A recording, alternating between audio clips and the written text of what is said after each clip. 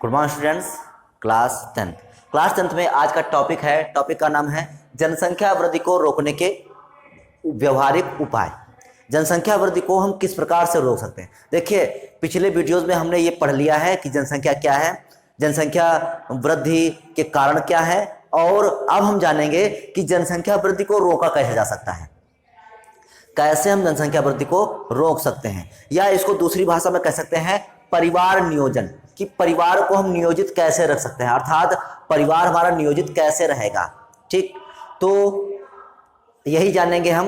Video को शुरू करने से पहले अगर आप हमारे चैनल पर नए हैं तो चैनल को सब्सक्राइब कर लें, बेल आइकन को दबाएं ताकि आपको वीडियो की नोटिफिकेशन मिल सके। चलिए शुरू करते हैं। जनसंख्या वृद्धि को रोकने के व्यवहारिक उपाय या परिवार नियोजन। देखिए, परिवार नियोजन के लिए परिवार कल्याण मंत्रालय की ओर से कई कार्यक्रम चलाए गए हैं। देखिए, जो हम परिवार कल्याण मंत्रालय होता है वो परिवार नियोजन के लिए प्रतिवर्ष कुछ ना कुछ कार्यक्रम चलाता रहता है। ठीक, और अब जनता का ध्यान इस ओर आकर्षित होने लगा है। मतलब जो भी ये कार्यक्रम चलाए जा रहे हैं, बहुत ही टीवी पर जो है बहुत से एड्स दिखाए जाते हैं परिवार नियोजन के लिए, तो ये सब पूरा कार्यक्रम चलाया जाता है परिवार कल्याण मंत्रालय के द्वारा। तो पहले तो लोग ध्यान नहीं देते थे, लेकिन अब लोग जो हैं शिक्षित हो चुके हैं और अब इन सब चीज़ों पर ध्यान देते हैं। ठीक, तो लोगों का ध्यान इस ओर आकर्षित होने लगा है। परिवार नियोजन के अंतर्गत जन्म दर को नियंत्रित करने के लिए बहुत से उपाय काम में लाए जाते हैं। देखिए, परिवार नियोजन का मतलब क्या है कि हम जो जन्म दर है, अर्थात जो संतान लेने की जो दर है, संतान जो जन्म लेने की जो दर है, उसको नियंत्रित किया जा सके। ठीक, तो यह बताया गया है कि परिवार नियोजन के अंतर्गत जन्म दर को नियंत्रित करने के लिए बहुत से उपाय काम में लाए जाते हैं। इन सभी का प्रमुख उद्देश्य निषेचन की क्रिया को रोकना है। जो भी परिवार नियोजन को रोकने के लिए जो भी उपाय काम में लाए जाते हैं, उनका एक ही काम है, उनका काम है कि निषेचन क्रिया को रोकना। निषेचन क्या होता है हम आपको बता ही चुके हैं कि जो नर युग्मक और मादा युग्मक के जो केंद्रक होते हैं वो आपस में जो संलयित तो होते हैं।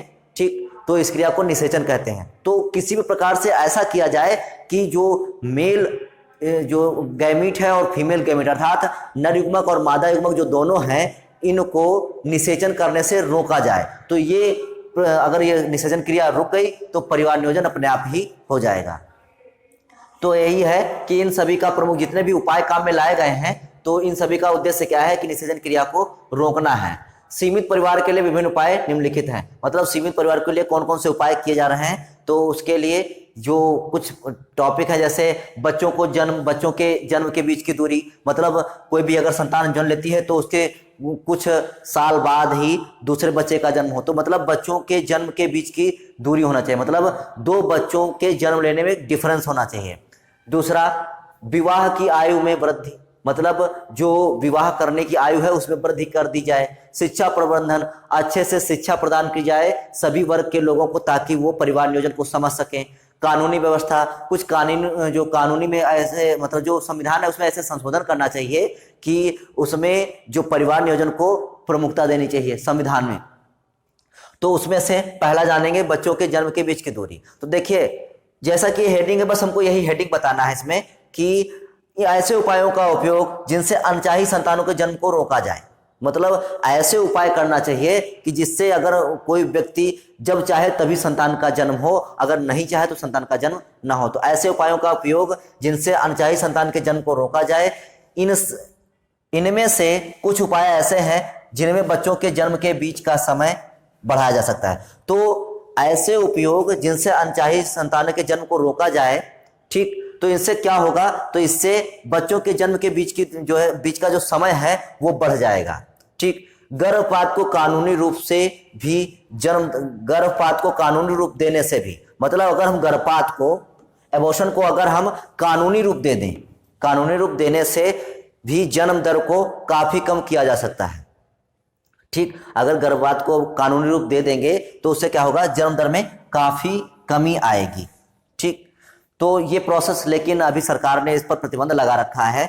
तो लेकिन बच्चों के जन्म के बीच की दूरी को रखा जा सकता है, लेकिन अभी जो गर्भपात है इस पर कानून ने, जो संविधान है उसने अभी रोक लगाए रखा है, ताकि कोई भी दुर्घटनाएं ना घटे इस कारण से। ठीक, तो दूसरा देखते हैं विवाह की आयु में वृद्धि। देखिए, अगर विवाह कम समय में हो जाएगा तो इससे क्या होगा, संतान उत्पन्न करने की जो क्षमता है वो काफी समय तक बनी रहेगी और इससे क्या होगा कि ज्यादा संतानें जन्म लेंगी।